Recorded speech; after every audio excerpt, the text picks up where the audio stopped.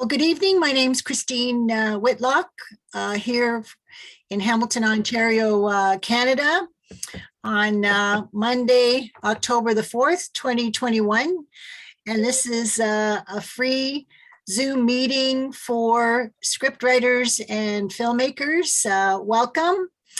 And what we'll do first is go around my Zoom and get everybody to introduce themselves. And if you want to tell us where you're from and what you've been working on the last couple of weeks.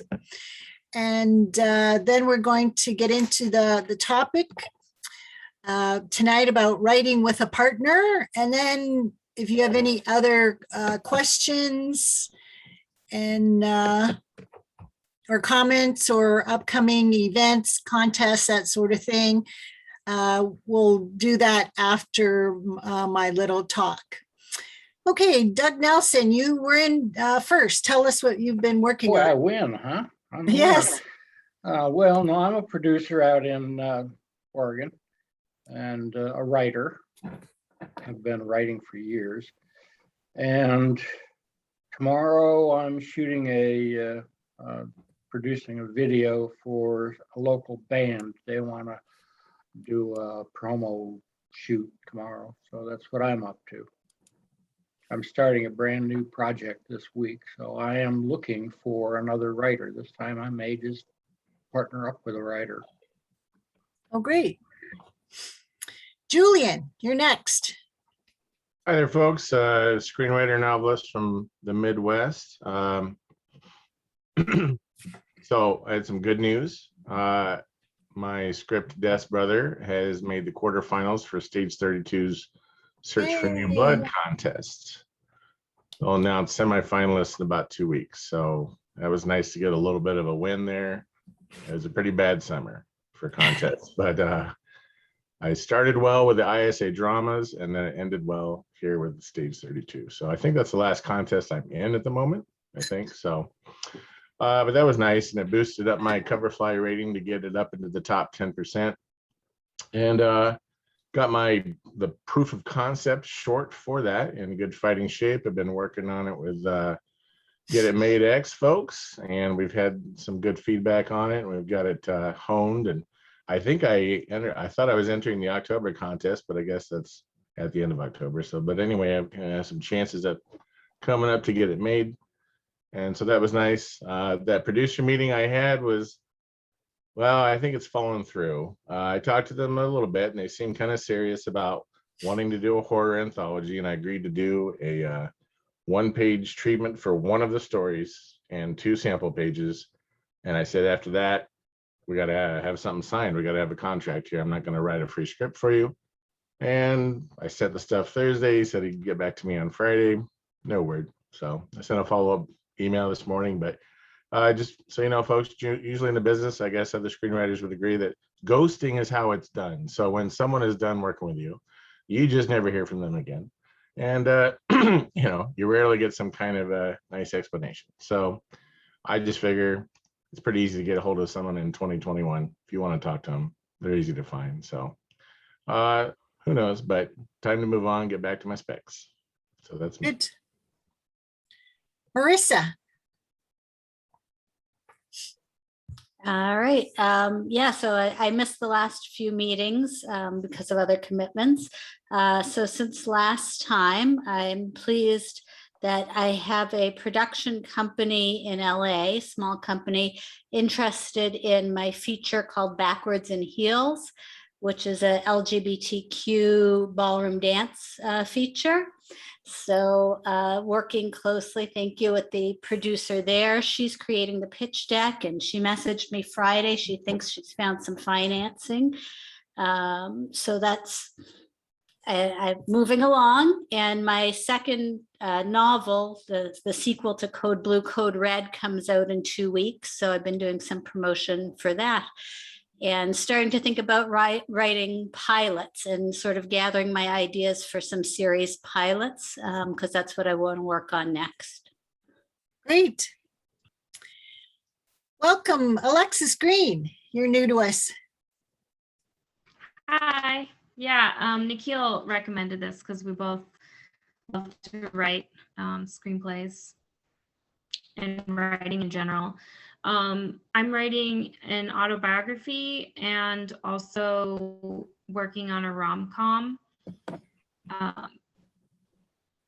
I've always dreamed of writing a rom-com, so I'm reading Billy Marinette's How to Write a Rom-Com. I don't know if that's the exact title, but yeah. And I also act, so the acting and the writing kind of go hand in hand, I think. And where are you from? New York. New York. Oh, welcome. Yes. Okay, Jared. Sorry, mute. Hello, nice to meet everybody. I'm Jared Stark. I have a moderately successful commercial production company in the Toronto area. So we do a lot of corporates, we do TV commercials, that kind of thing. And my love has always been to write, direct, produce, create a feature film. So I've been working on that for really since the start of COVID. Now in fourth draft. Yeah, trying to have some interesting and meaningful conversations with producers, but also just trying to get some money together to do it ourselves because we have all of the necessary pieces in place. Just need money. So that's kind of where we are. And I would love to have a writing partner that can meaningfully improve the script that I've written and give me some constructive feedback. That's kind of where we are. So thank you very much for having me. And what's the genre of your feature? It's kind of a dramatic thriller with a heavy social bent, some dark comedic elements, but for the most part, I would classify it as a thriller. Great, good. Nick, have you got some news for us on your October project? Yep. So I'm working on my suspense. Yeah, I did recommend this group to Alexa. She actually went to my high school, so we've known each other for a while. So, yeah. So I'm also from the Bay Area, California. I'm currently just working on the script development of the suspense thriller film, and it's called Laura Williams, The Face of the Milk Carton, 1994. It's set in 2021 in Oakland, California, and it's about a lawyer who recently lost his spouse, and he comes back to his hometown near Oakland and trying to reinvestigate a kidnap of his best friend and high school crush, Laura Williams. It never got closed and nothing ever happened. So yeah, it's about that and how he's trying to figure out what happened and reinvestigate it. So I've finished my index cards, and I create my outline on index cards because I'm using Celtics. So I've completed that, and I'm on like 5-6 pages. It's gonna be a short for now. I'm gonna shoot. So hopefully by the end of October, I have like 15 to 20 pages in. So I think that's a realistic goal for me this time, but I'm just focusing on this. So Yeah. Hey, Nick. Yeah. When somebody asks you, what's it about? Spit out your log line. Okay. Very simple. Sure. Okay. Good. Okay, Anna-Mia, tell us about yourself. Hello, everybody. Hi. I am in Daytona Beach, Florida. What I've been trying to, I haven't participated because I've been going through stuff with my children with the school and everything, getting situated. I'm trying to figure out now how to format my script correctly. That's what I've been doing. I actually got in touch with one of my friends that I've known in Instagram, and she's actually gonna be helping me out trying to format it correctly, my script. It's a TV drama series that I'm working on. I'm working on my pilots, as well as I have my friend that helped me edit some of my videos. She told me, she's like, Anna, you know how to edit stuff. Like I could help you. Like tell me what, because there's people that are willing to help you, and everybody has their own life. So I'm glad that she came out and reached out to me and told me, listen, I could help you. You could do this. I could help you, whatever, you know. So she's taking time out from her time, and we're monthly meeting, you know, and so I'm doing that as well. I just got a PA job for 2 days next week in Miami, which I'm a little excited for. And I've just been trying to keep in touch with all my contacts, sending them emails, you know, just to say hi. I'm looking forward to AFM. I don't know if anybody's going to be attending to the American Film Market this year, which is online. I attended it last year, and I learned in the 3 days that it was, I learned more in those 3 days than I ever learned in school. And I went to the Los Angeles Film School for 5 years online. So I learned more in the AFM than anything. And that's how I learned about Stage 32 when I participated in AFM last year. Can you send the link? Do you have the link for that? Yeah, I could send it in the chat box. No problem. Okay, thank you. Okay, no problem. Yeah, that's what I've been doing, basically. Good. And welcome back, Vivian. Hi, Christine. Hi, everyone. I couldn't make it last time, and I'm still working on the same rom-com. I'm working right now on revising the treatment, and then just because right now I'm building the pitch document, and I'm hoping to finish it this week. And I'm based in Sydney, Australia. Great, good. By Karen the Thomas. way, I just want to, Oh. sorry, I just want to ask Alexis one thing. I read this book here. No, sorry, it's called Writing the Romantic Comedy for Billy Murnett. Is that the one you were talking about? Yeah, I have a different cover. Well, this is a new one. And he had an old version. Yeah, I had that version as well. I bought that version first, and this version with revision of new films. It's really good. Good. Okay, Karen Thomas. Sorry. So I spent 2 weeks ago at the conference of my Kidlit people, SCVWI, and that was the mentorship for my middle grade novel. And that went like a roller coaster. It was 3 days and very intensive with other mentees and mentors and poor 3 agents. And the agents were a whole other thing on their own. And since this is on YouTube, I'm not going to say anything, but that was quite an education. I thought it was pretty crazy with a very low point for me. And then it ended on a good note. So overall, great. And I'm glad I went. Great, good. Yeah. Doug McDougall. Hi, folks. I got some great news that my script is final for Cinderella, If the Shoe Fits. It's gone through a couple of drafts. So right now we're in the process of getting our casting notices have gone out. It is going to be an online or virtual project. Working with a production associate of a friend of mine who worked on it with Sleeping Beauty last year. It is a musical comedy and a fusion of comedy and modern music. So a lot of the songs should resonate with the audiences. In the middle of putting the sides together for the auditions and what song selection I need to hear from people.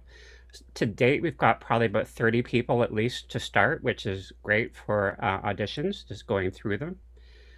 So if you hear of anyone or know anyone that's really into musical comedy, because it's online, we can have anyone from all over North America, which is great. Last year, we had a few from Florida, some out west from Vancouver and Montreal, even though I'm based in Toronto, in the Toronto area. So putting sound effects together, backing tracks, putting the audition schedule together. And it's really interesting that right now there's a lot of interest for Cinderella with the Amazon Prime movie that came out and Andrew Lloyd Webber's Broadway revival of Cinderella as well. So mine will be coming out in December. So by then and it is nothing like the other two versions that are out there, which is a good thing. The music selections are totally different, which is great. So it won't really be similar to other versions of it. It's a reimagining of Cinderella, as I can say, with characters that don't even belong in the story that I made up. So, and that you can do in a pantomime. You have the luxury of bringing in characters. For example, I have the valet to the prince is called Frankie Valet, like Frankie Valley, and I play off on that music a lot of times. He'll either Oh, you got one free- song he's doing is a version of "Can't Take My Eyes Off You" from Frankie Valli and the Four Seasons. So, yeah, so really looking forward to this all coming together. Great. Manuel, what have you been up to? Well, hi everyone. Good to see you again, Christine. Yeah, thank you. For those who just joined the meeting, my name is Manuel Xavier, and I'm speaking from Mozambique, Maputo. I've been writing my specs, especially two of them, the Cabal and KwaZulu-Natal. I mean, not the Cabal. The Cabal is the script that is just finished being edited, but I'm writing Forsaken and KwaZulu-Natal. So basically, in the last meeting, I had mentioned that an agent in New York was interested in my project, the Cabal, and they had sent me an email saying that they had looked at someone to do the follow-up. But I've been waiting until today. They haven't, given feedback. But hopefully they will, because I understand they are very, very busy company. They finance films. I think they are one of the top financiers now in the United States. So I'm really patient on this. Like I don't wanna, I don't wanna be in rush for this. But I particularly have a question. I think this maybe Don Nelson can answer this. What is it when a company says that the company that doesn't buy scripts or option scripts says that they're interested in a particular project? Is there any other deal beside buying or optioning a certain script? Or Well, we'll deal with that after my talk. Okay, we'll leave that question until later. Okay, then I'll ask you about that again later. Okay. Okay. We're just doing introductions right now. Yeah. Okay, Alex. Hey, hello everybody. Those who are regulars, and for the new people, welcome.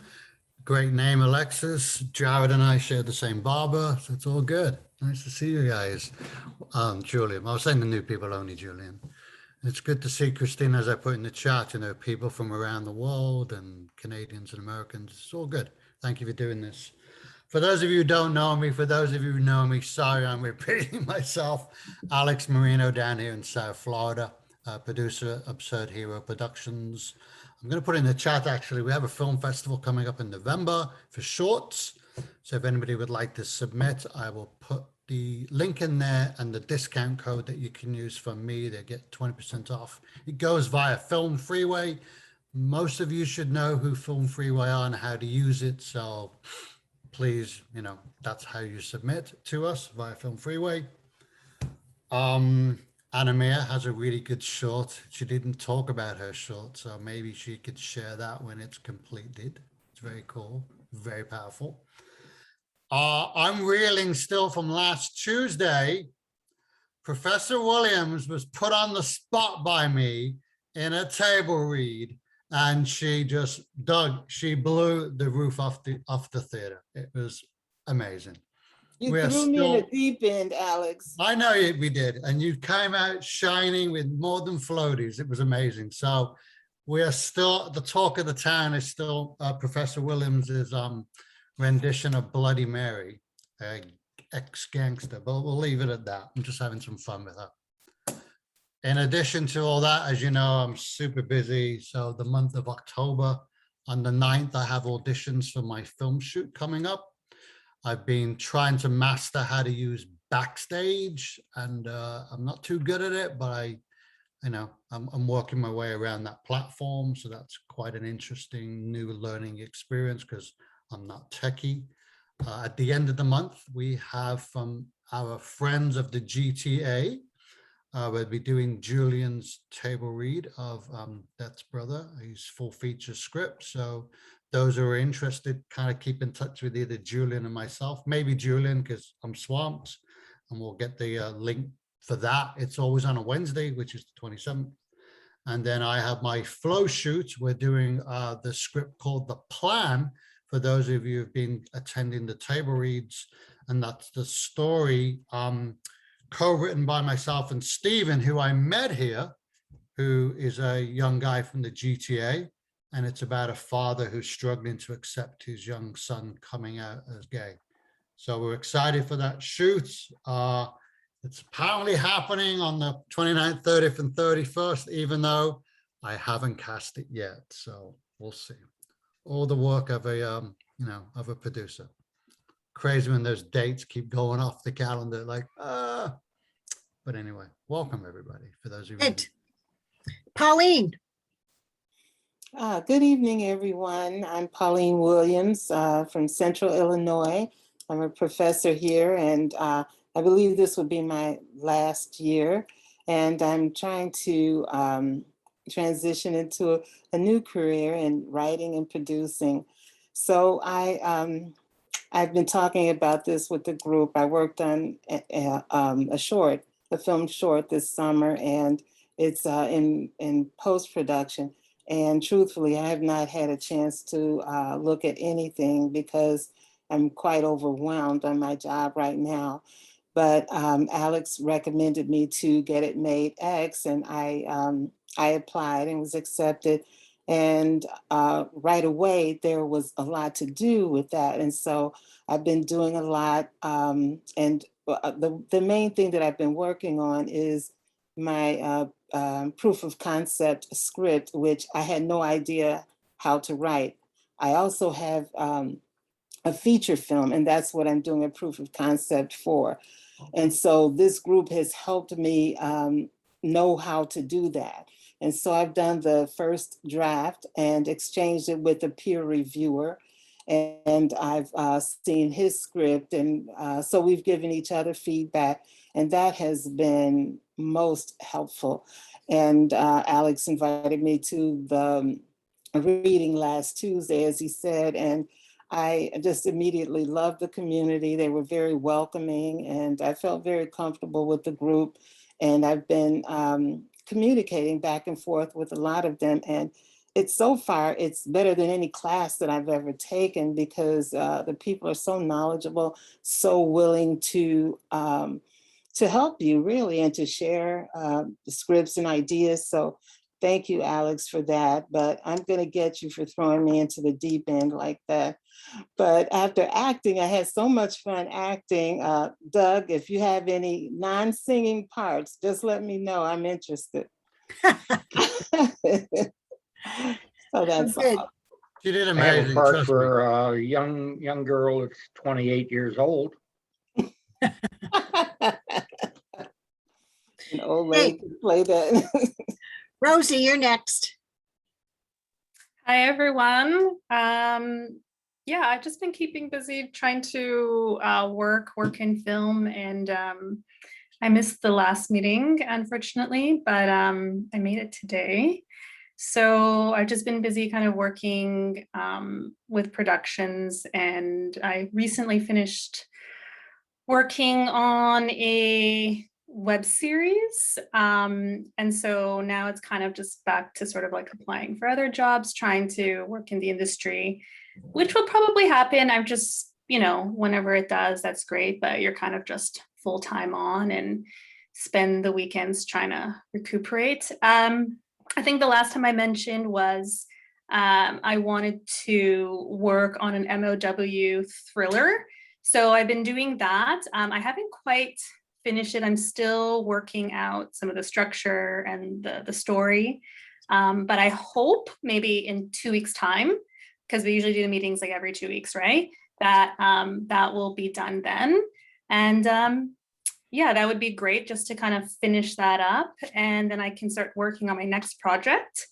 So yeah, I'll keep you guys posted. And in the meantime, I'm just kind of, doing, I guess, what a lot of you guys are doing too, just kind of reading up, going on, the script writing sites and, trying to work on a project or two at the same time. So it's been busy.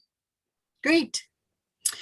So myself, I sent my Christmas mystery TV pilot to an agency that I had queried. We had talked about agents a few meetings back, and I'd given you a list, and the last name on the list contacted me and said, send me, a script and an NDA. And then I also finished revising my thriller script and sent it to the production company that Rosie gave me the lead to, that they're looking for women writers of thriller scripts. So we'll see what happens with that.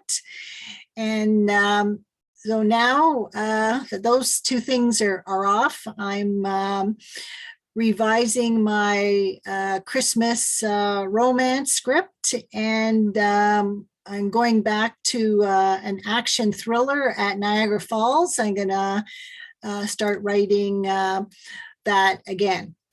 Okay, just before we start into writing with a partner, Alex, did you say you have to leave early? No, today is going to be my last day because I have that new relationship with the Alpha fraternity. Want to meet 7:30 every Monday. So. Oh, okay. So I'm you're going to be here all day today, but then it's. Well, whenever you can drop in or drop late, after that. Okay, so I'll definitely listen to the recordings if I get chances. Oh, good. Okay, so tonight's topic is writing with a partner. So I went through my various scripts, and there were 6 different groups of people that I had written with. And of course, as you can imagine, there's all different kinds of personalities and problems and challenges with writing with different people. So this is, first of all, my list. So when you're looking for a writing partner, make sure you have the same interest, goal, and level of skill. Because the thing is, just like a marriage and parenthood, you're going to become the mother and father of this baby project. So you want to have the best genes to put together for this project. The main thing I found that is extremely important is to have a writing agreement. I didn't go to a lawyer or anything. I looked it up and put it together. Basically, you have to get all their information, their SIN number, address, phone number, and all that kind of stuff. You also want to make sure who is the lead in this writing partnership. Because what was happening, since I had the industry contacts and the memberships with Inktip and a bunch of other marketing websites, I was the lead because I was paying those amounts, and then my name would go forward to submit anything. Also, make sure that you put in about expenses, how the expenses are going to be done. Also, if it's based on a difference of experience and level, like one of my writers, we were writing a script about his teenage high school years. So he had no experience as a writer, but it was his story. So, and then again, you have to decide, what is it going to be? Is it going to be 50-50, 40-60, and what is this percentage based on? Again, with your partner, you have to decide on a timeline for writing. I always found that meeting once a week was ideal. With some of my former writers, we met at their houses. We brought in dinner. We alternated buying dinners, and then at other places we met at coffee shops for lunch or coffee, and we decided on a certain amount of time, whether it was a couple of hours, that sort of thing. Also, depending on the two of you, to start off your writing project, you may want to do some research together, putting together a list of books and DVDs. For my Crossing Guard Santa script, we watched a lot of DVDs on all the various Santa Claus movies. And then once your script is finished, how are you going to revise it? Again, I've come up with a list now about how to revise scripts. So again, having that list available before you give it to beta readers, and then you have actor readings, and you may decide to put out the money to send it to a script doctor. So once you've decided that, it's at the best possible point before sending it out to producers, you would copyright it. And then comes the marketing part. Again, we've discussed the pros and cons of sending it out to contests,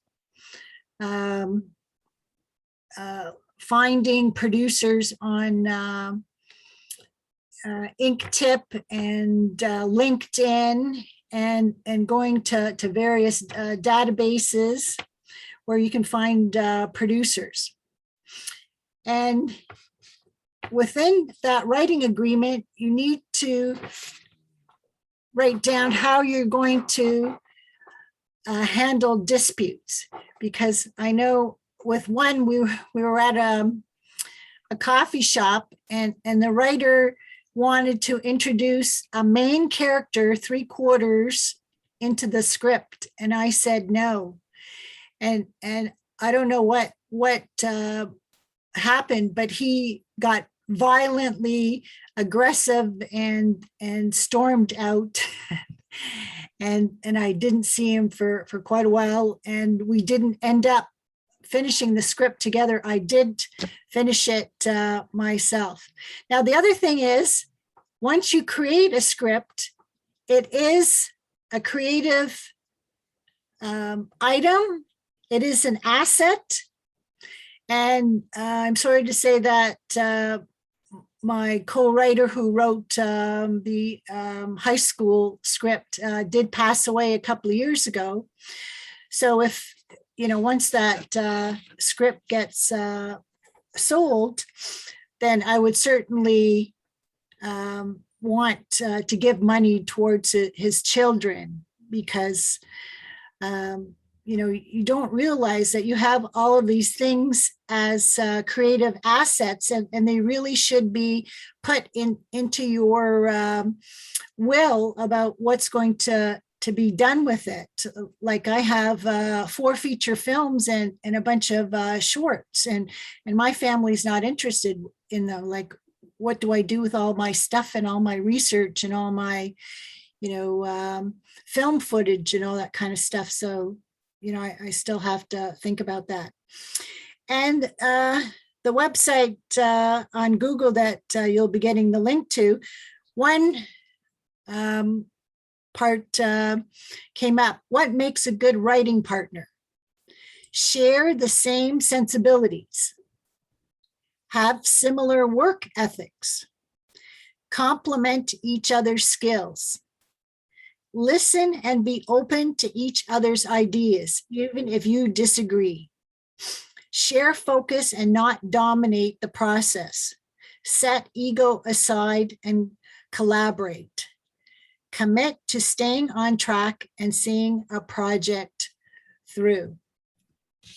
So I know, uh, It sounds like Alex. it definitely sounds like a marriage. Yeah. Well, it's definitely a marriage. And I know, Alex, if you want to talk about the marriage you have with one of your script writers, because you do call her your script wife, I think, My writing wife, or your writing wife. yes, But that's only one of them, right? Nikki in Denver. No, she's really only my writing partner. Others I'm doing more script development with.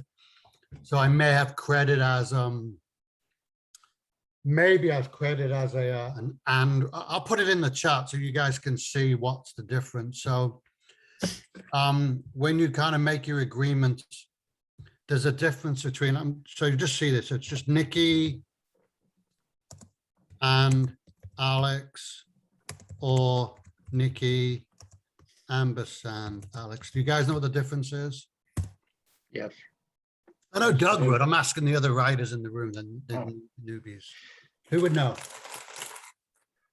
I'm not sure which one is which, but. I know, but I'm I asking remember- those guys. Anybody want to have a stab at what it means? Stephen and I, we wrote the plan together. We role played. I was the dad. He was the queer boy, blah, blah, blah. We wrote it, blah, blah, blah, blah, blah. So that's an ampersand. Nikki and I wrote it separately. We planned it out. She gave me the first draft. I sent it back to her with like 1 million notes. Then she sent it to me. I rewrote the whole opening 2 scenes. So we kind of wrote separately. So that's an and writer. So that's one of the things you want to determine is in your partnership, are you going to write together, or are you going to write where, you know, Christine's the lead writer and I'm the and person, where I may give her so much feedback. I'm the only person giving feedback. I may change some dialogue. I may give things about what to change on. So that's the biggest thing I would say you need to set up at the beginning. If you're going to sit down and write it together, that's ampersand. If it's the separation type of thing, like the Sundance script that we ended up doing, I'm the only editor because Nikki and I were both creative, but she's like all over the place. That's what I love about her. Whereas I can put on my different hat as a producer or an editor and go through the script backwards. That's how I edit. So I know Anamia and who else do I edit? Pauline. When I edit your scripts, I don't read the script from the beginning to the end. I go backwards because all I'm looking for is syntax and grammar and spelling. I'm not getting lost in the story. So when you edit, most editors will read that thing backwards, and that's why they catch all the mistakes. So that's just something to think about when you do your own edits, before you send it off, before you send it. The worst thing a script doctor will tell you is, why have I just reviewed a 100-page script and I've spent half of my time editing? It's just pointless. You want them to understand the story and the characters and the arcs, all that stuff. So make sure you completely edit your scripts before you send it to anybody. That's always my pet peeve. I tell everybody, I will read your first 12 pages. After that, I stop. And a lot of you know Cherie from Australia. She sent me her pilot. I wrote back to her. Hardly any mistakes. I'm on page 19. I'm loving it. This is such a nice thing to see. And then Julie and I on a writers group, he knows who I'm talking about. We have this one writer who just constantly sends scripts on page 1, page 2, page 3. It's just mistakes. So edit. But again, going back to the whole writing partner thing, determine that. Are you doing it together or are you having roles? That's the most important thing I would say. Well, the difference between the and the ampersand is basically who gets what credit. Yeah, the WGA. Yeah. Yeah. Oh, I hadn't heard that before. That's interesting. Oh, maybe it's in the WGA American thing. I don't know if it's in worldwide, but yeah. So when you see my scripts, you'll see it says, like, you know, Sundown, Nikki Wheeler and Alex Marino. The plan with Stephen is Alex Marino, ampersand Stephen Grable, because we wrote that together. We role played it all. One thing I want to share with the group is when I was doing my final drafts, there's a new feature in Word which I'd never realized was there before. It will not only check your grammar and spelling and syntax, but you could have it read aloud to you. And so what I was doing is I was following along and I found like 5 or 6 words that were missing, which I thought were there. But when you hear it read out loud, and they give you 9 different have it read to you in as well, from British to English to whatever. So it's really interesting to do that, and you can do it at a quick speed as well. Instead of doing regular voice, you could speed it up, slow it down. So it's a great new feature. That's been around in Final Draft for a while, and I like to use that when I'm timing out a script, come up with an approximate runtime. Speaking of Final Draft, I just wanted to, in case nobody here's heard of it, maybe you all have, but there's a program I've been using called Fade In. It has most of the Final Draft functionality, but it's not a monthly license fee. It's a buy it with free upgrades forever, and it will export or convert your Fade In files to Final Draft or to Word or to PDFs. So, and I think it was $150 maybe, or maybe even less. So, Jared, you had mentioned when you introduced yourself that you're looking for a writing partner. Yeah, so I think the script that I've got right now in front of me is my third feature. The first two I wrote when I was in school. One of them was one of them was a school project. The other one was anyway. So I've written a couple of things. This is my third feature screenplay, and I think it's decent. But again, you don't know what you don't know, right? So I'm worried that I might be suffering from the Dunning-Kruger effect. I've run it by probably half a dozen people in the industry, and most people are like, "Oh, it's an awesome script." But then you also, two people have said, "Keep working on it." So I'm not sure really how good it is. I don't know. It could be garbage. And I don't have sufficient ego to say that this is perfect, but I think I've hit most of the beat points. I've read a lot of the here's how to write a script, and have been producing video for a long time. So yeah, I think the storyline is original. The log line is two disgruntled Wall Street bankers hatch a plan to kidnap and brainwash the world's billionaires into giving away their money. So it kind of goes from there, and then anyway, and that's because I don't think anyone's ever done it, not really in that way. So it's kind of Fight Club meets Inception through the eyes of Occupy Wall Street. Anyway, long story short, I'm looking for someone to kind of who has the same headspace and is kind of morally and philosophically aligned, who also has some writing craft ability, and I'm happy to pay someone for their expertise, or to partner with that person if they have the bandwidth to take on this as a project and be one of those writers. Now, Gary, you came in late. If you want to introduce yourself and tell us what you've been working on the last couple of weeks. Yes, Gary Piazza.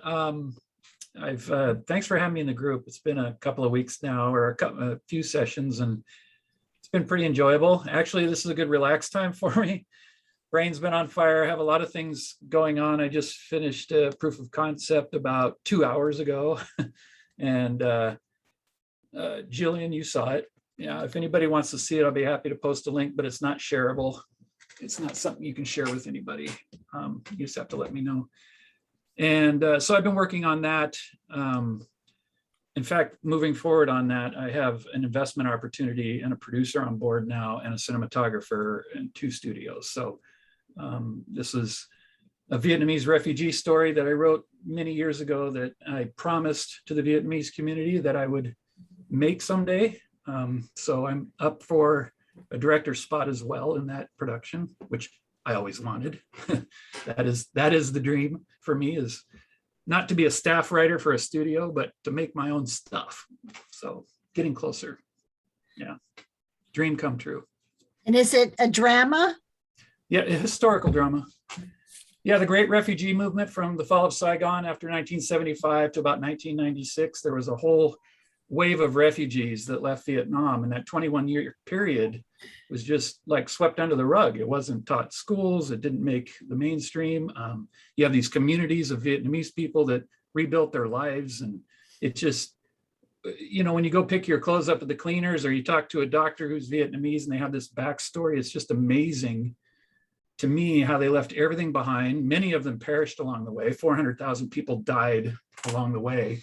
And you know, the company I work for employs a lot of Vietnamese people, and I've been there 32 years now. And that's where I got the idea to do this. It just hasn't been told on the big screen. It just hasn't. So it's a pretty big film in scope. I was told that it would be very expensive to make by Hollywood, and by Hollywood standards, it would be. But the team I have overseas has assured me that it will cost only a fraction of what I've been quoted here in the States. So that's good news. Where are you located again, Gary? Right across the bridge from you, Vancouver. Vancouver. Yeah, Washington, not Canada, the other Vancouver. So does anybody else have experiences working with writing partners? I just wanted to show Gary something real quick. Gary.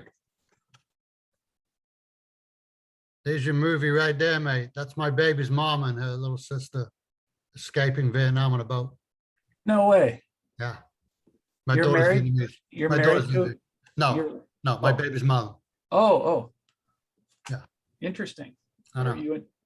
Yeah, so I get that whole thing, and I love seeing that. I love hearing the stories, and I've heard a lot of the stories from Bun Y. yeah. You want to see the proof of concept? I'll paste it here. There we go. Please don't share it though. It's full of copyright stuff. I stole a lot of material to put this together. But I did hire the score. Julian put me in touch with an artist who does scores and whatnot. And so I reached out to him, and he put this beautiful piece together for the proof of concept. So the actual narrator in the proof of concept is a cousin of mine, and she came down from Seattle to read the narration. I only had like 2 hours to shoot all that. So let me know what you think.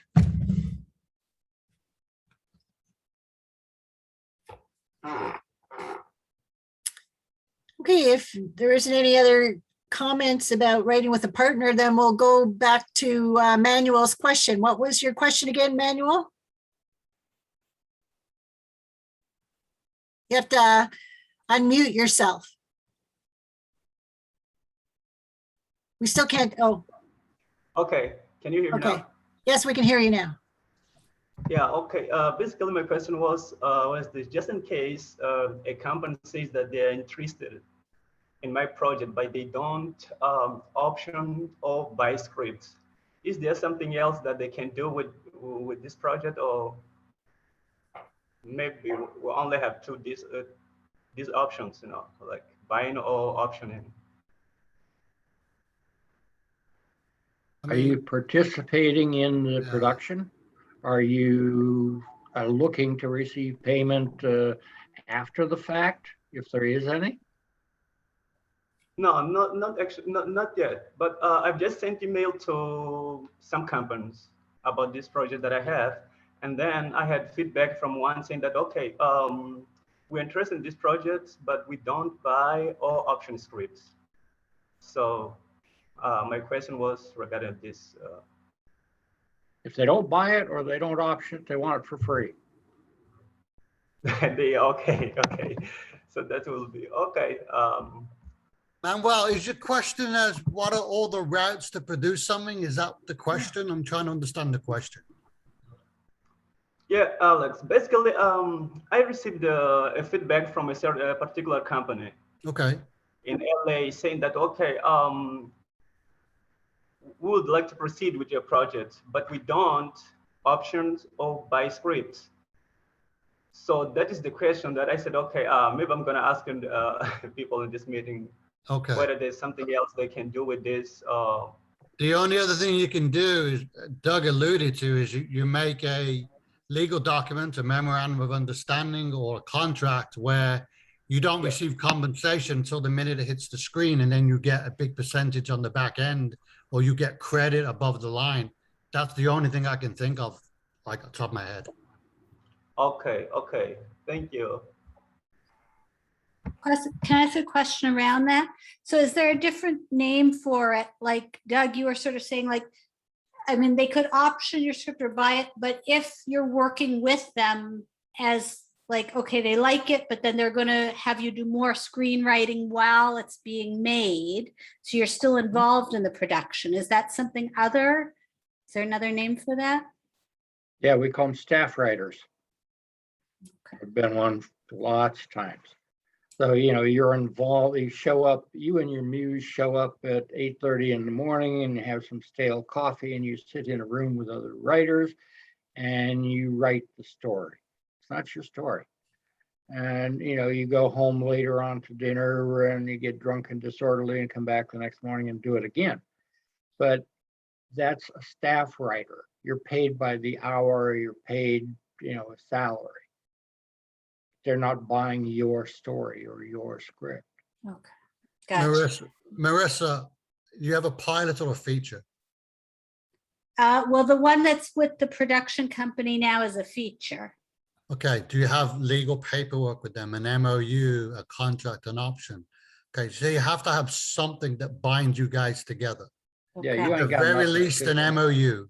At the very least, an MOU that says they're doing your script and script development, and your role is to provide X amount of drafts, or you are not getting compensated monetarily, but they're putting you on above the line, I know, associate producer credits, as well as writing credit. So you have to make sure that you have something that says, what are you getting out of this? Because at the end of the day, without legal paperwork, as Christine has alluded to a lot with every kind of meeting we've had, there's always, you know, that thing you have to fall back on.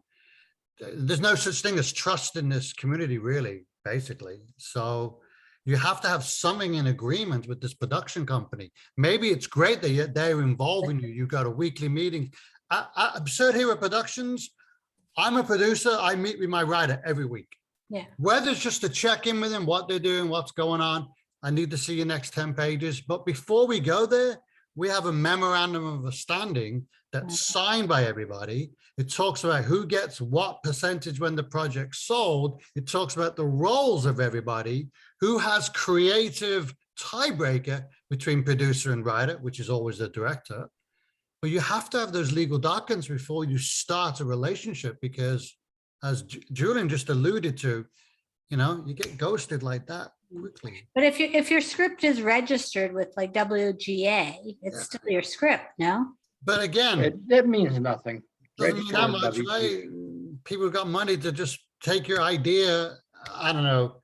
There's a good thing about registering, but it doesn't really do anything, really. So That's why you should never send out anything without an before getting a NDA, non-disclosure agreement, that you need to get the person's name, address, and phone number in case it has to, you know, go to court or whatever that you have, and you have to make sure that you can find them.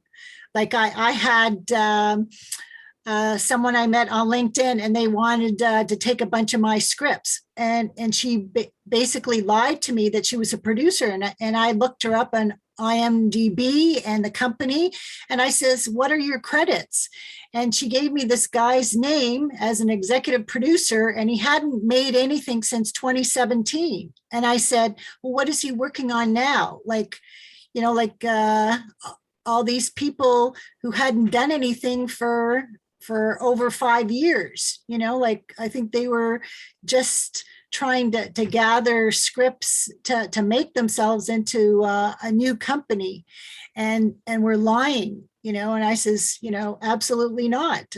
I don't want somebody who's lying to me going forward, even though they might have the right intention to look for production companies.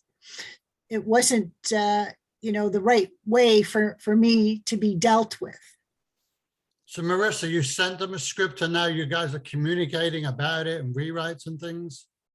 Yeah, she was, I communicate with her about once a week. I've got her address. I sent her a copy of Code Blue and she received But what it. documentation do you have is what we're asking, I guess. What documentation do you have? Okay, Nothing. so that's you need to have that. She could be the most wonderful person in the world and nothing ever happens. But if it did, you got no legal standing. Mm. So just ask. You're going to have no legal standings even if you submit a script and you have all the right documentation, but your script just dies in, development hell, which is where most of them wind up going. So there's nothing of any value to you there. So, you just have to be careful with that too. You have my email after November 1st or on November 1st when my life comes back. Yeah. Ask me for some templates for MOUs, legal contracts I have. All right.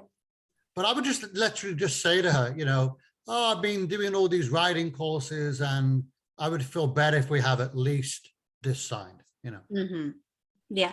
I mean, it seems like they've made about 35 films, this production company. So I assume they would have something already that looks like an MOU. I'm surprised they haven't given you any paperwork. Yeah. To cover their own asses as well. But yeah. Okay.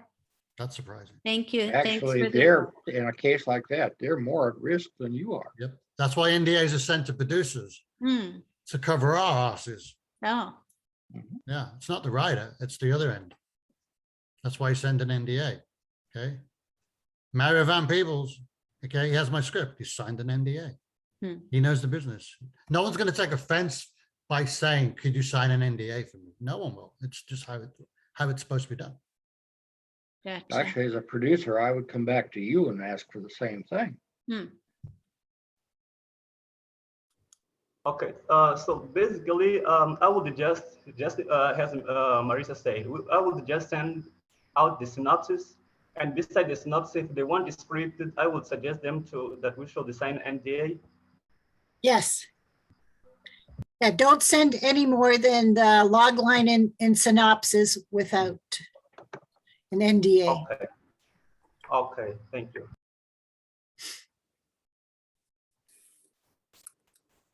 Earlier you had mentioned there were a couple of people in here that said they were working on rom-coms.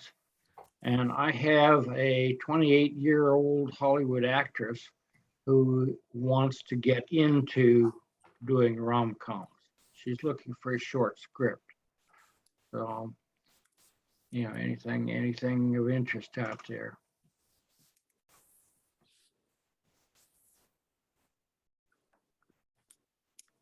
So Doug, a short script, meaning like for a short film? Short film, yeah. Yeah, gotcha. Okay. I won't produce anything over 20 pages, and I prefer staying 12 to 15. She is an actress who has built up a reputation as a kick-ass kind of a girl, and she's trying to break into, another area. I keep telling her you have to expand your repertoire. Get into some other characters, because I think that the kick-ass girls are kind of on their way out right now, because it's all fantasy stuff. A lot of material over in Script Revolution. Yeah, there is. And just a reminder, I put in the chat for the film festival, if you've produced some shorts that are under 18 minutes that are professionally shot, you can submit it via Film Freeway. I gave you the discount code. I think it's 20% off using my code. November 6th is the film festival. It's at a theater in LA plus online. So you have two chances. So Alex, what's happening with your scripts? Everything is on hold until after this shoot. I have no life until after the shoot. I'm just swamped with casting and all the pre-production work, and then my writing wife, we're finally going to meet. She's coming into Miami on the 28th. I've never actually met her. We've always been on a virtual platform, so that's going to be kind of cool. I'm renting a house that Stephen and his boyfriend have a place to stay. My daughter and I will be in another room, so we have a base. Hair and makeup lady can arrive and see the actors there before we whip them around the corner to the set. So there's just so much going on, and I have 3 junior producers helping me out. Steven's one of them. You wouldn't think just for the short, but my God, there's so much to do. But it's okay. I'm enjoying it. And then, of course, the films. Those of you who like to know about up and coming people, I'm going to put her name in here So I've just cast for one of my proof of concept films that I'm developing into a feature. And I've just cast this lady. Her name is Cara with a K. She's a comedian, up and coming actor. I call her the wholesome Amy Schumer, but check her out. She's going to be quite something. I'm so glad we've nabbed her for her first film role. So that's going to be exciting to get her on the screen.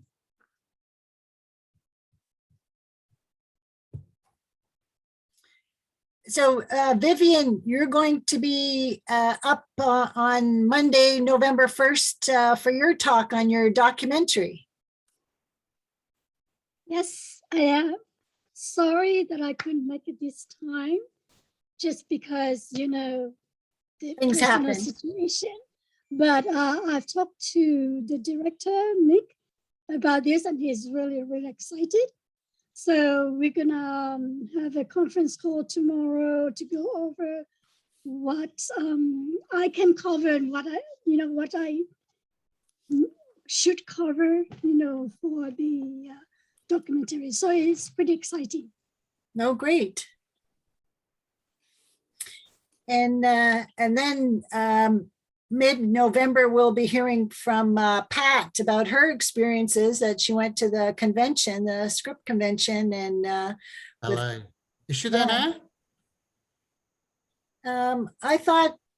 I don't know if it's finished or it was the end of September. Oh, okay. I don't know if she was staying there longer because she wasn't sure if she'd be able to make the meeting tonight, and she never registered. So I guess other things have happened. So it'll be interesting to hear, what has happened with her script, because I did read quite a bit of it and I really liked it. And it as a horror film, it would be quite easy to make. Is it the one about the couple? The older couple? No, about these kind of like prairie dogs. Oh no, I only read the one about the couple that she's shooting in Canada. I think that was a short. Oh, okay, that's a short. My bad. Yeah, that she met somebody through our meeting, and I think that was another Alex. Yeah, Alex French. And so she was going to be working on that one. Doug, can I ask you a quick question? You put in the chat. So there are non-musical roles available or not? There are limited ones. They're more like cameos, like a one-off scene or whatever. So primarily singing roles, yes. Right. Maybe Pauline and I could now be a non-singing role actor. Yes, I'm looking for game show hosts. And there's a whole shtick about the knock-knock joke. So there's people knocking on a door, knock, knock, knock. And when they open the door, it's the person you least want to see at the door. Like a door-to-door salesman, someone like pushing Jesus or God on you, that kind of thing. Yeah, so there's those kind of one-off roles.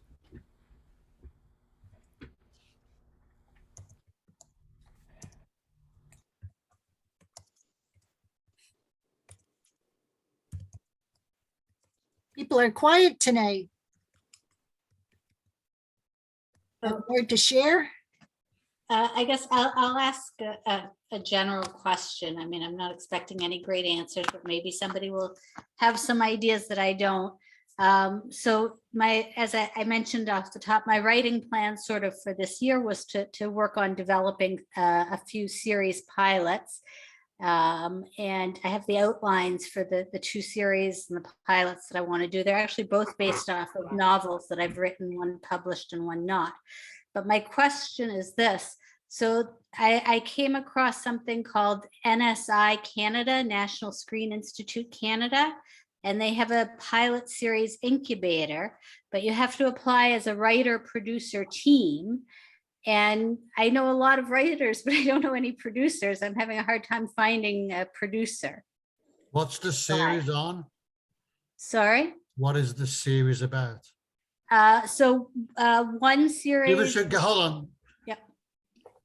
Give us your pitch and your log line. Go. You're going to try to persuade Doug or I to join you. Go. Yeah, I want to hear the log line. Yeah, log line and pitch. Go. Okay, log line for series called Detour. A woman receives a box in the mail that contains a canister of cremated remains and a death certificate of another woman she hasn't seen in 30 years. Okay. That's an Okay, effort. so you got a box full of ashes. Add some stakes to that. Add some Okay. stakes. Well, Yeah, it's to a the good, log line. a good concept, but the log line's missing. Like, why am I watching this? Because of, if she doesn't get this, I need that stake part to the log line. Gotcha. So she needs to figure this out in order to make sense of her own multiple roles as a woman in modern society. Too general. Yeah. Way too general. Okay. It needs to be something like a woman gets a package at the door. If she doesn't get these ashes to the daughter's emigrating to Australia. There's a ticking time bomb. There's stakes at hand. That's what we're talking about. There's got to be a reason why we're following the story. Yeah, I don't understand. Woman gets a box of ashes in the mail. So what? What's she gonna do with them? Add the stakes to it. Yeah. Gotcha. Okay. All right. Do you want to hear the second one? Of course, yes.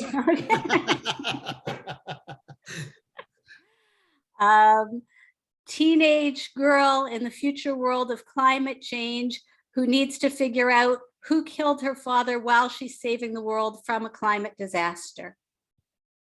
Okay, it's a little repetitive, but there's a little more meat there to work with. Yeah. Put it in the chat and I'm going to try to change it for you within 20 seconds. Type it in the chat. Okay. Okay. I'm pretty good at changing log lines very quickly. Okay. Yeah, I'm kind of at a loss in her, her world, her universe, her wherever she is.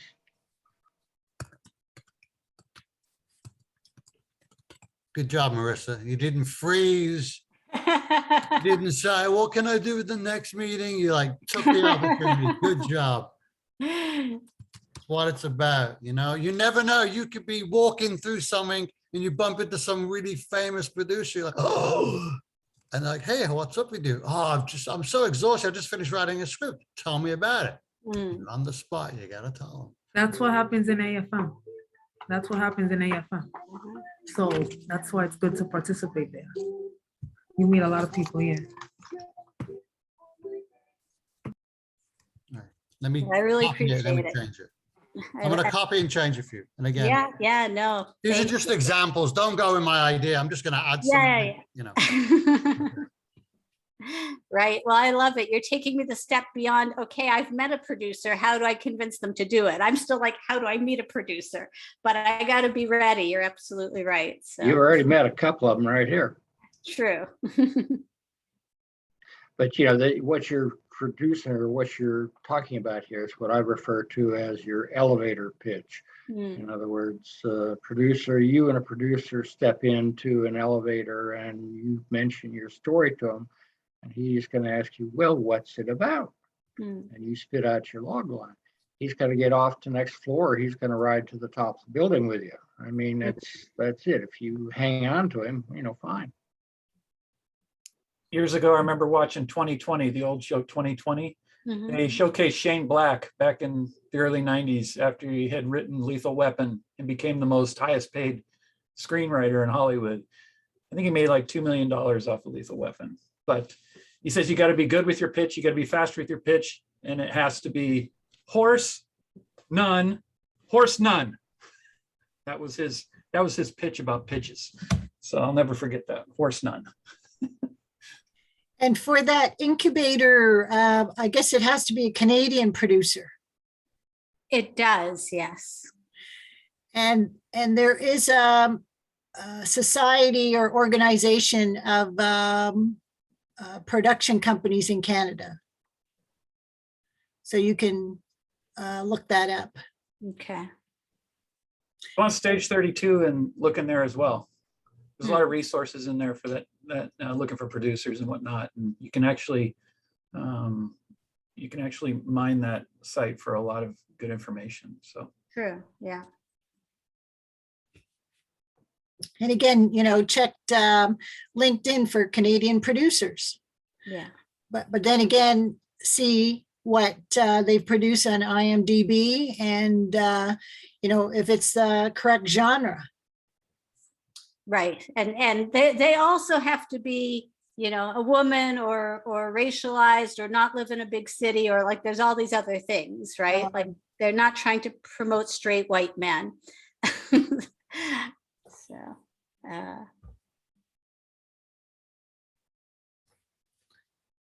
Do you have a IMDb Pro membership? I do. Okay. Yeah. Yeah, I guess it's hard. It's my impression is, or my experience so far, my impression is it's hard enough to find a producer when you have something that you want to make, but to say, would you like to join me in an incubator thing? If somebody's, why would they say yes,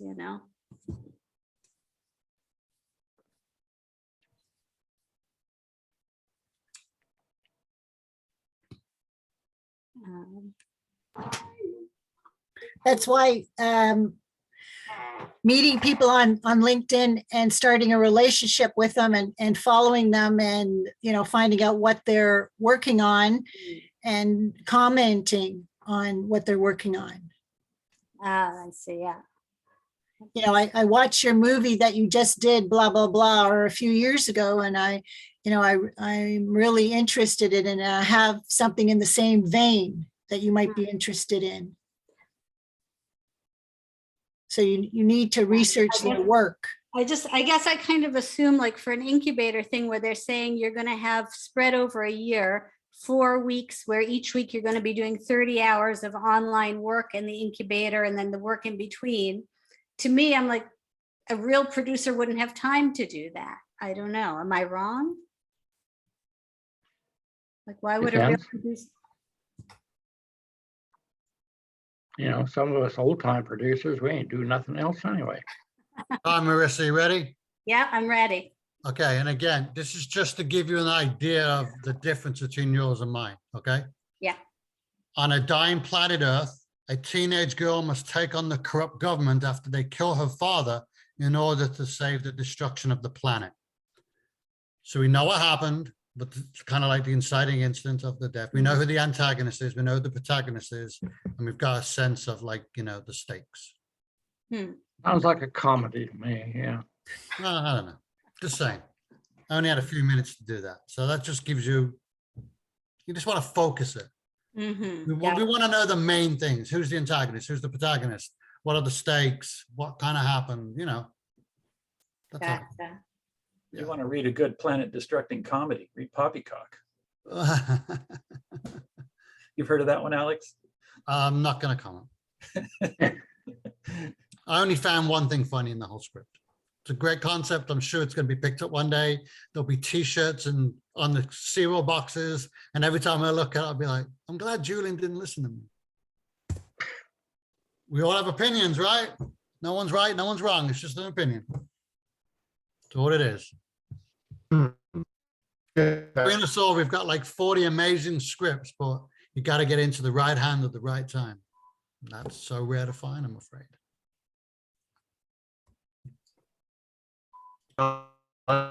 Poppycock, that thing's a money maker. Oh my God. Oh, Julian's fading in and out. Your connection's lagging there, Julian. Yep, he's froze. Also muted. It's based on the Marx Brothers, so it's a very clever script. I just my opinion, just didn't do anything for me. And again, other people. Oh, Julian left. I can't talk about him. He's not here. He's not here. I'm going on mute. When he comes back, I can talk about him. Are they having tornadoes where he's living? Is that the problem? Out in the Midwest? No. You need to call the cable guy. You know Jim Carrey? Have him come over and check your connection. Sorry. Oh my God. Having a tough time tonight. Yeah, you didn't hear. I said, are you having tornadoes in the Midwest there? No, actually, don't know what to tell you. I guess. But Or are you in the But same then I- connections with the Facebook guys that they're down? that could be. That could be. I was on Twitter all day. I hardly noticed. But I was gonna say, at the time, even a producer like Alex might not even find Poppy that funny, but he might smell and go, hey, I'll produce, I think. You're breaking up, Julian. We can't hear you. Yeah, you're not speaking a language we understand. You're frozen. You sound like a Doctor Who Dalek. Put it in the chat, mate. Sounds one of the Daleks right now.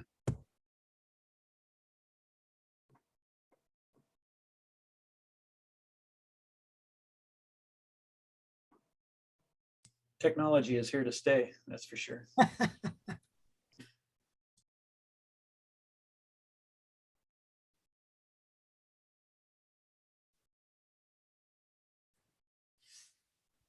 I can't believe he's not here because there's so much to talk about Poppycock and he's not here. We can't talk about it. So Alex, Steve, we haven't seen him for quite a long time. Is he working on productions? Is that why he's? He just wrapped up last night on that TV show that I think have I mentioned to you which one it was? The one with Diane Weiss. It's a really good show. I've seen the trailer. They just wrapped up last night. Finally, the production's done. It's been like an 8-month production, but they've done the whole series, all filmed in Canada. So good for local business and communities, right? I don't know where it was filmed. I think I'd have to ask him. I did send him your link, but we spoke like for 2 minutes last night. He's like, dude, I just got off the set. So. But oh no, I don't think, if he's still in Miami November 1st, we should both pop on just for a quick moment. Because that's the meetings, right? Monday, November 1st. Yes, yes. He may still be here. So yeah, if he's here, we'll pop on and say hi. Or I'll drag him the next time I come to a meeting in the new year, maybe. Why is that where you're going to be filming in Miami? Yeah, he's coming down for the shoot. Yeah, he's coming down. He and my daughter are going to be doing the filming of the behind the scenes thing and interviewing people. My kid wants to be in the movies. I'm like, okay, I got a job for you. Ask people questions. So let's see if she takes the challenge. And how old is she? She's turning 14 a week tomorrow. Yeah, but kids today, they just want everything handed to them. Like, you want to be in the movies, you got to do something. You're going to come on set for 3 days and work as a PA, and you can hold the mic, interview people. I even allow you to ask the questions. So let's see if she agrees to do that or not. I don't know. We'll have to see. She's been on a set before. She met David Frankel, guys. You're going to laugh at this story. So she says to him, Mr. Frankel, why did you make Marley and me so sad? And he looks at her and goes, it wasn't me, it was the music. Oh, it was classic. That was funny. No one laughed. Oh, you're all on mute. Okay. Okay. I see some smiles. Okay. Everyone's on mute. It's so weird. I thought open forum was like, go off mute and just chit chat and do things, whatever. Some people are too polite. Oh yeah, must be the Canadians amongst us. Just being careful of the background noise too at home, right? Jared left because he had to go. He had to go read to his all the time kids. for nothing. Right, Jared went to read to your kids. Yeah. When I saw that, it was fun. Yeah, they're like the mob. If you don't, you know the scene in Goodfellas, like when Ray Liotta was talking about getting into business with the mob, what that's like. You can't pay me. Fuck you, pay. You know that anyway. So they're like that, like kids.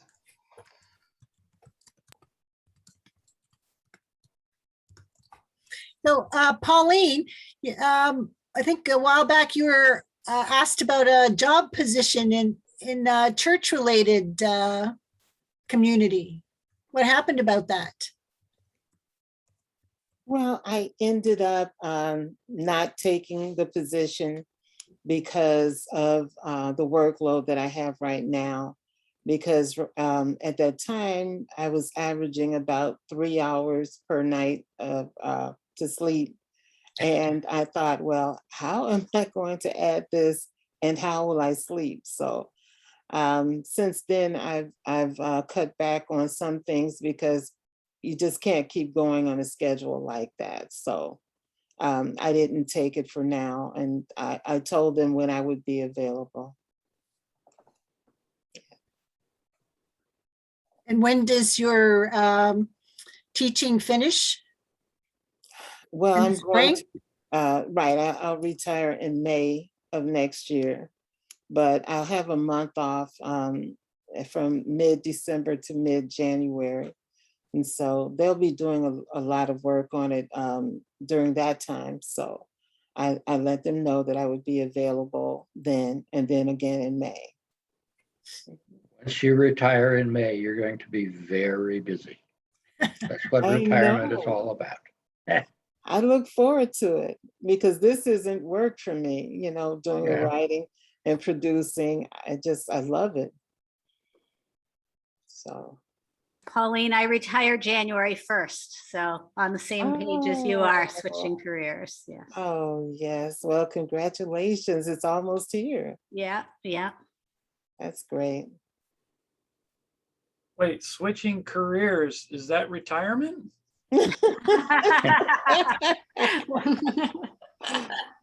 Well, either that or I'm just gonna go hang out on the beach for 6 months. We'll Yeah. see. It was either keep on doing this or just go hang out on the, in the hammock drinking beer until I fall out. So, Well, in Canada, it's Porta Bacchiarta because they tell us not to travel. well, our governor says the same thing. We're supposed to be staying at home with duct tape over our mouths or something. I'm not sure.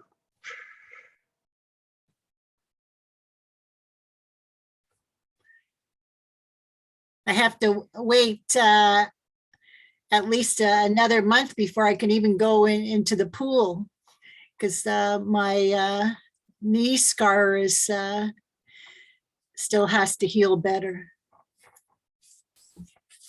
Christine, I'm right there with you. I've been laid up all week in my freaking foot. I'm left. Yeah, I'm in my orthopedic shoe. Yeah, well, Alex, just walk it off. Yeah, that's what they said, right? Yeah. Well, It helped you guys, but I'm only going to be a doctor 4 more months, so sorry. That's kind of cool that people making the career changes. I'm right behind Professor Williams. I'm just so over the healthcare field that I'm done, and I'm making my plan on when I can retire. Come January, I'm actually eligible to retire from the university. Age plus years equals a number you can retire. So come January 4th, I do qualify. So I think I'm going to take off 2 months. Tell them I'm going to think about things and then see what happens when I get back to work. If I want to keep doing the work or not, because I'm going to LA to do some shoots. So if I come back and I'm like, oh my God, I don't want to be in the film industry. I'm so glad I got my healthcare job. Or I come back going, I want to get back out to LA as quick as possible. Let me hand in my notice. So I'm right behind you, Professor Williams. Okay. What I can tell you is that I don't even remember what I used to do for a living once you retire. Yeah. It's a complete change. You just walk away from it. Now that's retirement. Yeah. I don't remember. Say, I want to be you when I grow up, Doug. Yeah, how does that even happen? So I'm writing to people in the Welcome chat. back, Julian. Looks like you're, you got some serious bandwidth issues out of the way, and Yeah, I did like Facebook did. I just restarted my router. Oh. Now we're back. Julian, they all want to hear the log line for Poppycock after I didn't trash it. I just said it wasn't my cup of tea, but they all want to hear the log I line. happen to love Poppycock. I think is a masterpiece. Like I just said, everyone Carries, has different opinions. I see the concept, I see it selling, I see it on zero boxes, I see it all, Julian. Just Smells not the my cup money. of tea. You smell the money, right? Yes, The smell the log money. line. Go ahead, give us the log line. Log line is a wisecracking, slapstick, and trio of cosmic ancients has to take over the White House to lay a trap for a dark god on the loose who gets planet smashingly angry whenever he can't drink. Good log line. That's why I read it. Thank you. Yeah, Gary's going to produce this one day. So, Hey, I told you, Okay. Julian. I completely see its potential. It's just not my cup of tea. That's all. Hey, somebody out there loves pink flamingos. Okay, I didn't see that. you never saw it. No. You have to have at Boy, least- maybe everybody here is just way too young. Jeez. Yeah, Maybe thanks. some bad movies from back in the day. I've probably seen them. I've seen the few bad movies. Yeah, Didn't you can- Cindy Crawford make a movie once that was released and taken away the next day or something? Is that a true story, Doug? Cindy Crawford made a film with one of the Baldwin brothers, and then it got released, and then they took it down that week, apparently. Fair game. I don't recall. There have been a handful of unreleased movies over the years. Hollywood's shelved a bunch of stuff. Now, the Cindy Crawford, Billy Baldwin movie went to video. It went to video. Okay. Yeah, it was on DVD. Oh, okay. Wow. It probably didn't last in theaters very long. Yeah. But I remember seeing it on the shelf when I worked at Hollywood Video. Okay. Yeah, he got kicked out right away, apparently, from the theaters then. Oh, yeah, sure. Gotcha. I have a hard time believing all the stuff that's been made, that you never hear of or never see or never want to see or never want to hear of. And when you walk into a Walmart, they have a big box of DVDs in there. You swing by the Starvation Army and they got shelves of these things. And I'm looking at them because I'm looking for old classics every now and again, and I find them. But God, there's hundreds of them. Now, who the hell is spending all this money to make these? Tax write-offs. Jeez. But that's what gives me confidence sometimes as a writer. It's like, I know I may not be the best writer ever, but I see some of that crap. I'm like, I could write as well or better than that. So I had the same. I can thought. write better than that, and I can produce better than that, and I can edit better than that, and yet they've gone and spent all their life savings on making a movie that nobody else wants to see. I've been working with a producer down here south of us in Eugene, and he's one of those guys like that. He wants to really go out and set the world on fire, and he's in charge of everything, and he's really gonna do this wonderful movie. Last I saw him, he was couch surfing on other people's places, and he's $300,000 or more in debt. And what does he got? wow. And we used to tell him when he was doing this, why? What for? And I see that every day from people in there. I see it a lot in the people on stage 32. It's getting to be what I refer to kind of as pollywog puddle. I mean, all these people they just dry up, wither away, and they're wind up, even young kids that are just winding up, having to work as a barista in a coffee shop or something. And they're still, a couple of $1,000s in debt. And for some kid that ain't got no job at all, that's big money. And I see some of these guys that are talking about getting involved in $10, $12 million productions. And I know what it takes to do that. It took me over a year just to raise $1 million to do a production. So, I know what they're getting into. And it's one of those things that you don't understand. If you borrow money from somebody, they expect you to pay it back. Yeah. My daughter's in media school at Ryerson in Toronto. And she said one of the first things they taught her was never invest your own money in a film. Yeah. Don't mortgage the castle. Yeah. Whatever you do. Has anybody Marissa, you wrote a book called Code Blue? Yeah, Code Blue is the first book, and the second one, Code Red, is coming out in 3 weeks. Oh, okay. Are you looking to transfer those into screenplay form, or are they Yeah, already scripts? So no, they're not scripts yet. I would love to see them made into either movies, or I think they'd make a really good series, sort of like the 100 or Snowpiercer, that kind of thing. So yeah. Yeah. Awesome. And Ami, you were going to say something? I was gonna ask if anybody's seen the Squid Game on Netflix. Yeah. What did you think of that production? You know, the production, I have to say that it's easy to get sucked into that, really easy. I mean, it's a Korean version of Hunger Games in a way, and it just the production value is up there. I mean, it doesn't really get any better than that. But the story and the characters are definitely interesting. It's not an American-made movie, so of course you see all these other little quirks and sensibilities that give it a little bit of a comedic element, and it was meant to be that way.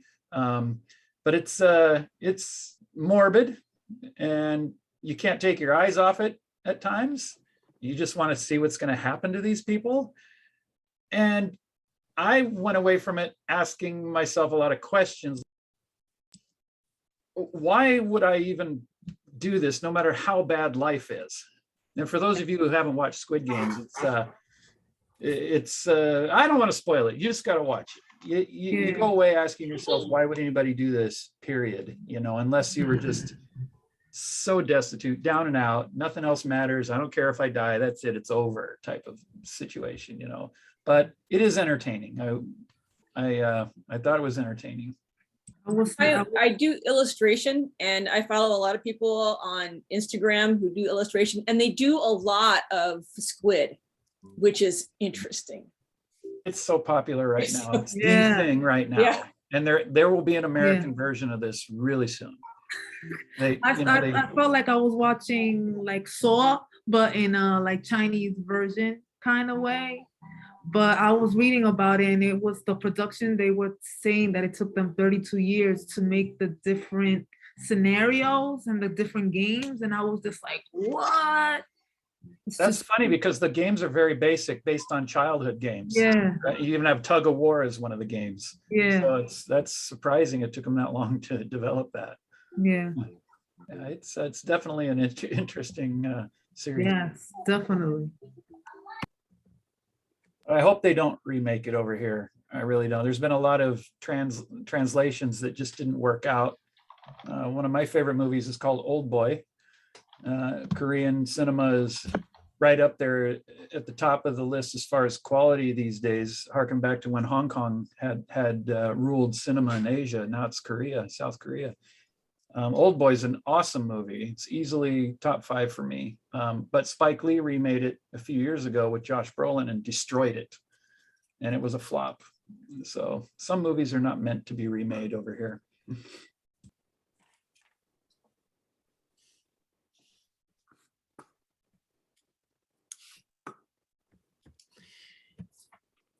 Well, I think, things are winding down, and we'll reconvene in 2 weeks on Monday, November the 1st, 7 p.m. Eastern Standard Time.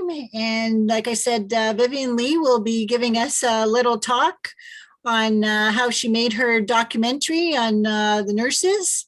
So we'll be looking forward to that. So let's find out from everybody what you're going to be working on the next couple of weeks. Doug?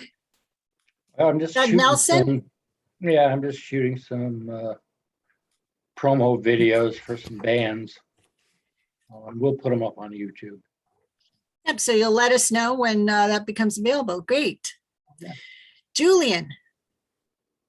Hey there, like Alex said, in a couple weeks or so, I think it's the 27th, right? We'll be having a table read with Kat Shaw's group. They're going to go through all Death's Brother. So you'll be able to find out what happens this time if one of you join. I've got an email set up, so I put my email in there. I'll send out an email to everybody when Alex lets me know what the link is. But other than that, need to work on upgrading some older scripts. Just got an idea today for script number 7. That's a ways back, so I got to go back and add something in there. But it's funny how years later you can still just get a little flash of a new idea for an old project. But I got some upgrading to do, and I got to get back to my original sci-fi script also. Good. Marissa. Well, first thing I'm going to do is contact the producer about an MOU and an NDA. And after that, I'm going to start working on a series pilot, and I'm going to see if I can think of a short rom-com for Doug. Great. Good. Alexis.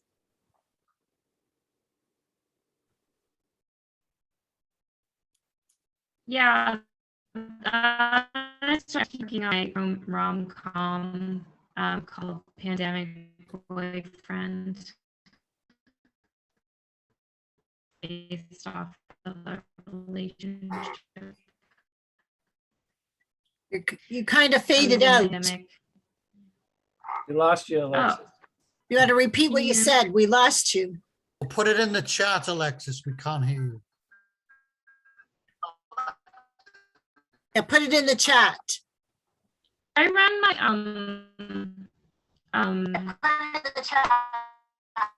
We're not hearing you. You're stalled. No. You're frozen.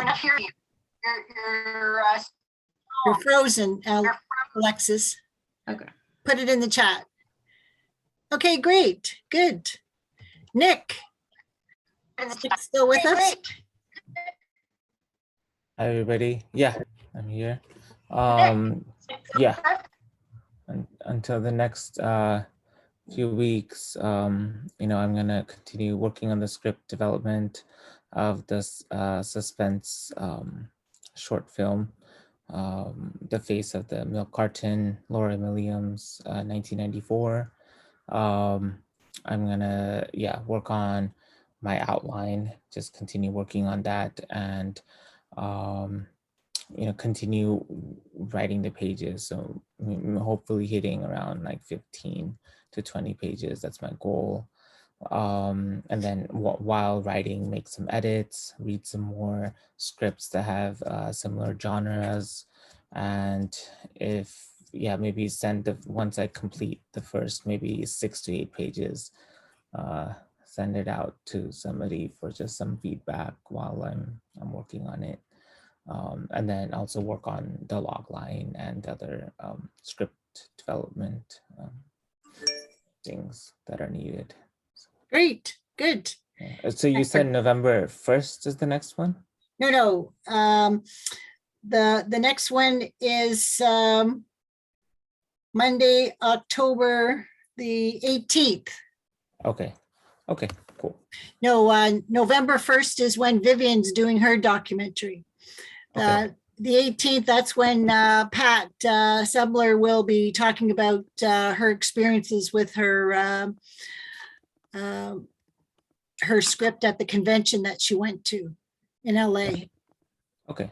And then you're not doing any horror one this month, right? No. I haven't done horror since last December. Oh, okay. I know last year you had a horror. I can't believe it's been a year since I joined. I haven't. No, it was the same people coming out. So, there's only a couple of people that were interested in the horror group. So I just said, well, might as well keep it all here. Are we still going to have a Halloween theme? Halloween? November 1st. We'll have an All Souls night. All right. So you can get dressed up the day after Halloween. Okay, Anna-Mia, what are you going to be working on the next 2 weeks? The next 2 weeks, I am going to be finishing up structuring my TV drama series that I wrote a pilot on. And that's what I'm going to be doing. And then I'm looking forward to the job that I got as a PA. I signed the contract today. I'll be going out to Miami next week, Friday and Saturday. So I'm looking forward to that.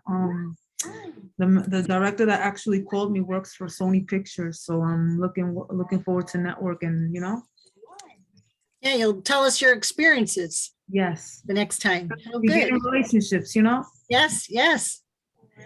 Vivian, you're going to be working on your rom-com?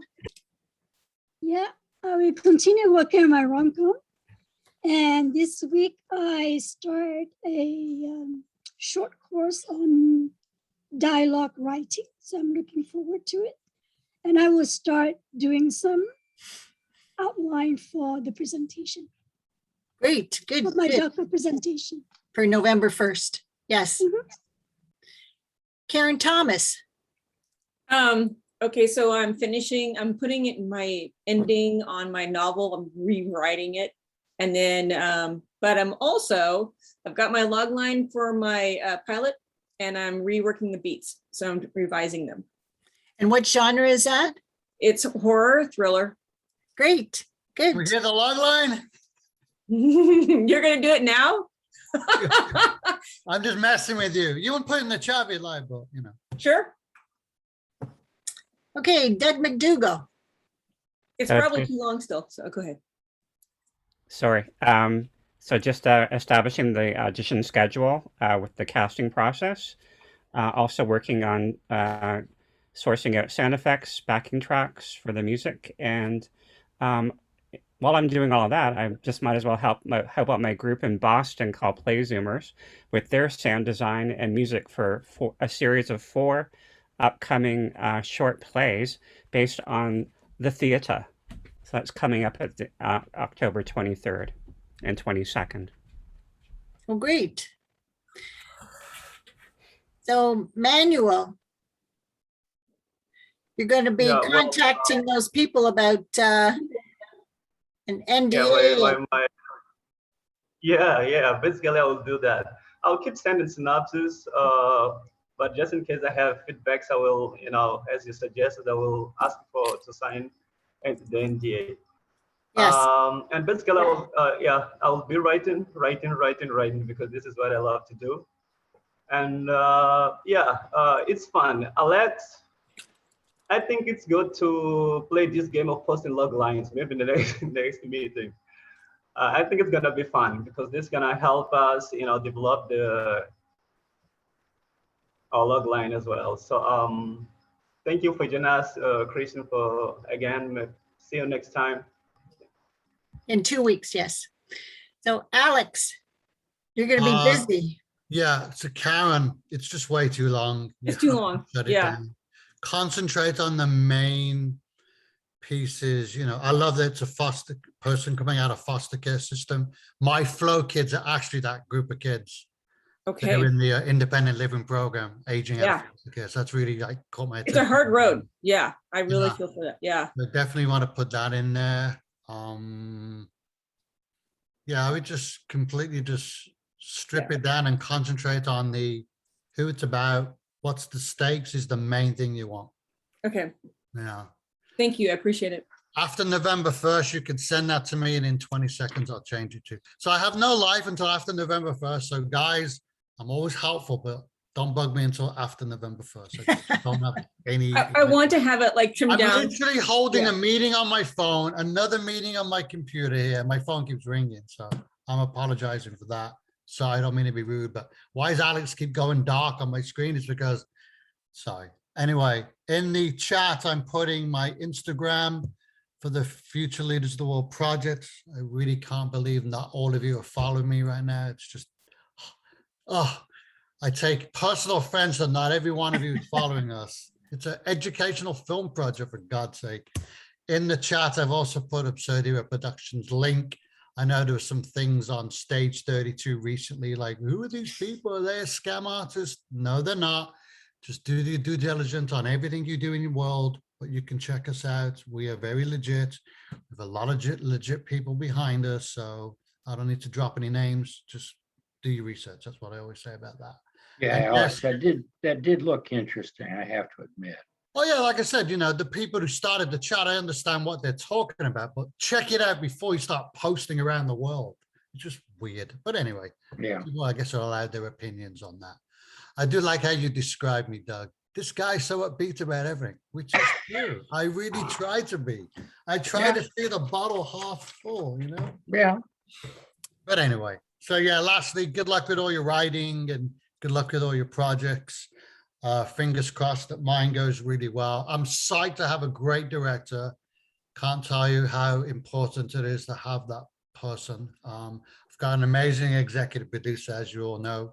He finally gets back into Miami tomorrow, so I can lean on him for some stuff. And I will maybe ask Christine if I can do a mini premiere of the film on this site, maybe when it's ready. Cheers, December. everybody. Yeah, well, we're shooting for December 1st is our premiere date, soft premiere date. But yeah, good luck with everything, everybody. And Yes, please, good luck too. Yeah. follow us on Instagram, please, please, please. Pauline. Yes, my goal is to finish my short film and also to do another draft of my proof of concept. And I just want to say to Alex, thank you for everything and, you know, all of your contributions to this group. I'm glad to hear that you're coming back to show your film, and I hope for more. But I know I'll be working with you aside from the group anyway. Good, good. You know, Rosie. I gotta get out of here. So I'll leave you with one last word. And this is word from a producer's point of view to all of you people who want to be writers out there. You're not preachers, you're not teachers, you're entertainers. Keep that in mind. And if you're not, you know, the rest of it ain't happening. Okay? Anyway, I gotta go. Talk to y'all later. Bye-bye. Bye-bye. Rosie. Can you hear me? Yes. Okay, so lots of stuff to do for the next 2 weeks. I always like coming to these meetings because I've said this before and I'll say it again. You guys keep me up on my A game, and it's so motivating and inspiring to hear like how productive you guys were. So I wasn't here last week. I was just so exhausted from work. So I'm glad I was able to come tonight and just muster up enough energy because it really gets me back into the swing of things where it's like, okay, I have 2 weeks. It's just enough time that I can start like, you know, tackling some of the lists that I have of things that I want to do. So as I was mentioning earlier, I was working on an MOW thriller. So I would like to try and finish that up in about 2 weeks' time. Definitely getting the first draft done. If I can edit that and get another draft going within 2 weeks, that'd be amazing. We'll see how it goes because it's 2 weeks, so it's enough time, but I might end up being busier than expected. And I'm gonna try and take a look at some of the other links and information that were sent tonight. I know that Julian, you have some links for your script, so I'll have a little bit of time this week. I'm gonna definitely try and check those out to give you any feedback, just to kind of see what your style is. I know that Alex said he wasn't a fan of poppycock, so now I'm like so interested to see. It's like I probably will love it if anything. And then another thing for today's topic about writing partners. So this is something I've tried out in the past, hasn't been the greatest success, but I like the idea of it. So I'm gonna maybe try and see if there are some people that, you know, it could work as a writing partnership. And that would be great if it could work. So that's just, you know, something from tonight that I thought, you know, really stuck with me. So I'm going to continue working on that. So I have a lot of targets for the next couple of weeks. So we'll see how productive I end up being. Now, you said you were thinking about a thriller, and Jared Stark is looking for a partner for his dramatic thriller. So you should contact him. Okay. Just to get into conversation, because he's in Toronto.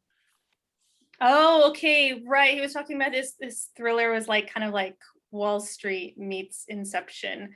Yeah, it's something that I'll definitely like consider. I'm not generalizing, I'm not necessarily biased, but I feel like a lot of the partners I've had were men, like that were always like, I need a partner. And it hasn't really worked out the best. So I'm just a little hesitant you know, I feel like maybe if it was a female writing partner, again, not necessarily biased, but I'd like to just kind of change things up. But I'll definitely look into that. And Christine, you have people's emails, so I could reach out through you to. Yeah, you'll get everybody's email in the email I send you tomorrow morning. Okay.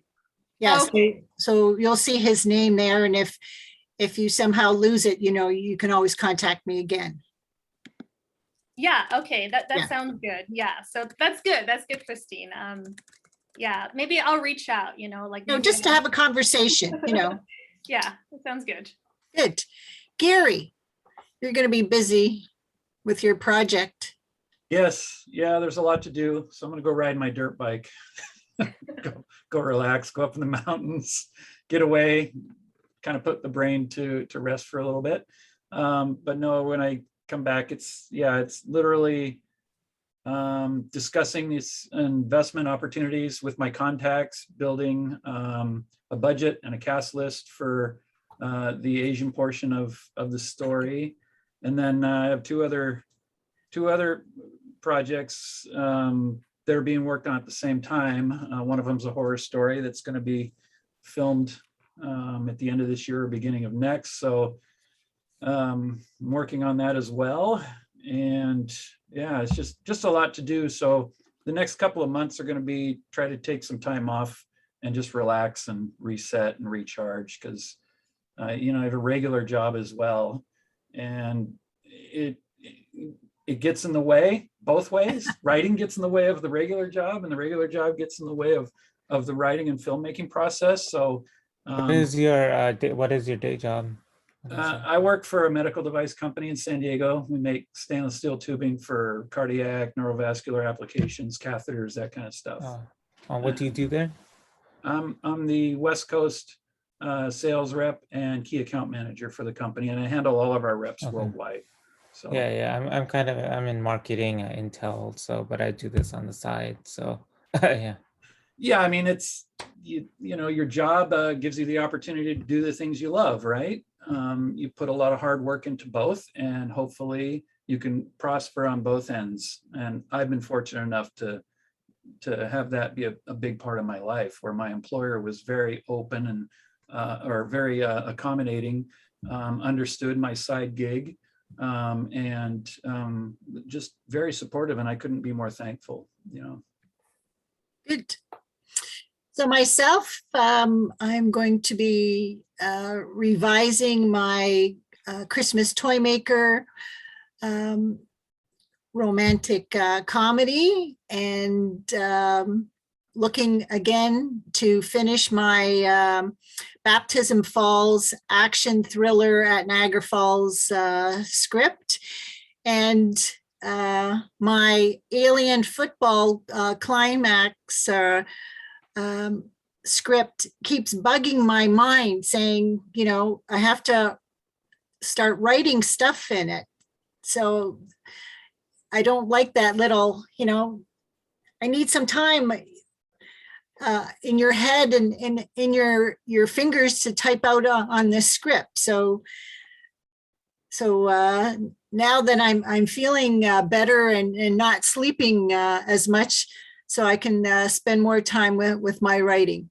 So tomorrow you'll get my document on writing with a partner and the chat and everybody's email. So keep well, keep writing until we see you again on Monday, October the 20th, 7 p.m. Eastern Standard Time. And what do you mean, no? You just said the 20th. That's a Wednesday. Oh, sorry, 18th. 18. Sorry, Monday, October the 18th.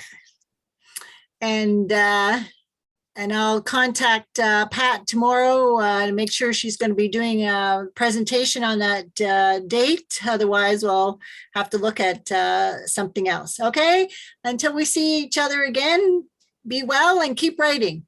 Yeah, good luck, everybody. Bye, everybody. Thanks. Take care. Bye, everyone. Yeah.